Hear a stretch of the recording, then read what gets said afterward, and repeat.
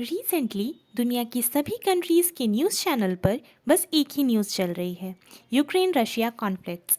इस world war में Ukraine के बहुत से मासूम लोगों की जान जाने वाली है, जिसमें हमारे 20,000 इंडियंस भी हैं।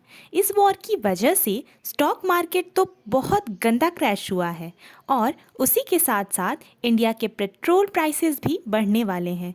यानी इस वॉर के कारण इंडिया ही नहीं बल्कि कई कंट्रीज़ अफेक्टेड होने वाली हैं। पर कैसे और ये वॉर आखिर हुआ क्यों? रशिया और यूक्रेन के बीच ये लड़ाई होने का सबसे बड़ा रीज़न है यूक्रेन की अमेरिका और यूरोपियन कंट्रीज़ के साथ होने वाली close relations. Actually Ukraine America के लीडरशिप वाले 30 देशों के ग्रुप नाटो यानी कि नॉर्थ अटलांटिक ट्रीटी ऑर्गेनाइजेशन में शामिल होना चाहता है और वहीं पे रशिया इस बात के बिल्कुल अगेंस्ट है। 16 दिसंबर 2021 को यूक्रेन प्रेसिडेंट और नाटो चीफ के बीच एक मीटिंग हुई थी, जिसमें यूक्रेन प्रेसिडेंट नाटो को ज्वाइन करने की बात करते हैं।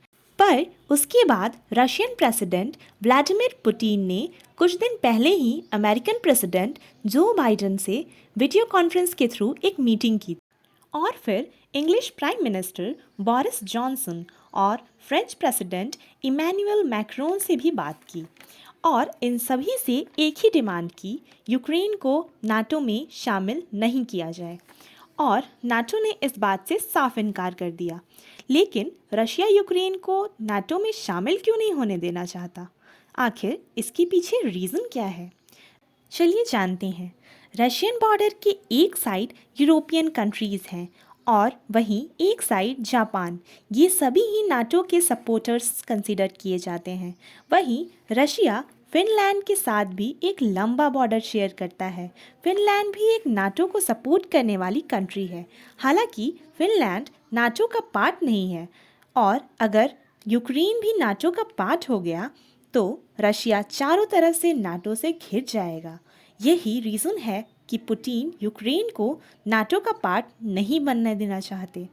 साथ ही रशिया को लगता है कि यूक्रेन पहले रशिया का ही पार्ट था, तो उन्हें अब यूक्रेन वापस चाहिए।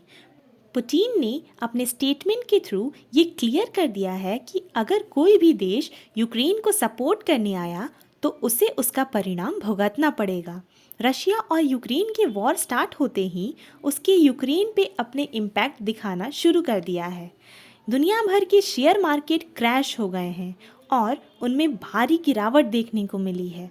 नेक्स्टली 21 फरवरी को तो इंडियन शेयर मार्केट में सुनामी ही आ गई थी, जहां सेंसेक्स 57,491 से सीधे 54,468 तक गिर गया था और वहीं निफ्टी 17,156 से सीधा 16,215 तक गिर गया था।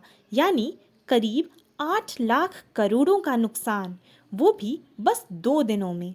दुनिया भर की क्रूड ऑयल का प्रोडक्शन में रशिया का 30% कंट्रीब्यूशन है और कई सारी यूरोपियन कंट्रीज़ के साथ साथ इंडिया भी रशिया से क्रूड ऑयल इंपोर्ट करता है।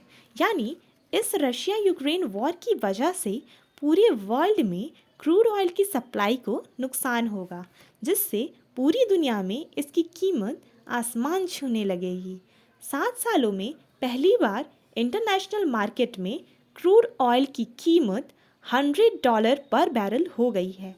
रशिया इंडिया का सबसे बड़ा बिजनेस पार्टनर है। इंडिया रशिया से क्रूड ऑयल के साथ साथ गैस, न्यूक्लियर प्लांट के साथ एनएलजी और दूसरे कई कमोडिटीज़ इंपोर्ट करता है। यानी हमारे घर पे जो गैस यूज़ होता है वो रशिया की मदद से ही आता है और डिफेंस में तो रशिया इंडिया के लिए सबसे इम्पॉर्टेंट देश है। 2020 में इंडिया ने 50% हथियार रशिया से ही इंपोर्ट किए थे। यानी ये साफ है कि यूक्रेन रशिया का कॉन्फ्लिक्ट लंबे टाइम तक चलता रहा तो पूरी दुनिया के साथ साथ इंडिया को भी इन्फ्लेशन का सामना करना पड़ेगा। रशिया द्वारा किए गए इस हमले की वजह से यूक्रेन के आसमान में धमाके ही धमाके हो रहे हैं। यूक्रेन की सड़कों पर बड़े बड़े ट्रैफिक जाम देखने को मिल रहे हैं। चारों तरफ बस अफरा तफरी का माहौल चालू है। इंडियन गवर्नमेंट के सामने यूक्रेन के पढ़ने वाले 20,000 स्टूडेंट्स को वहां से निकालने की चुनौती है। आपको क्या लगता है, ये वर्ल्ड वॉर 3 की शुरुआत है? क्या वर्ल्ड वॉर 3 में न्यूक्लियर वेपन्स यूज़ किए जाएंगे? और जैसा कि पास्ट प्रोडक्शंस में कहा गया है कि वर्ल्ड वॉर 3 में दुनिया तबाह हो जाएगी। लेट्स सी आगे क्या होता है। Thank you for watching the video.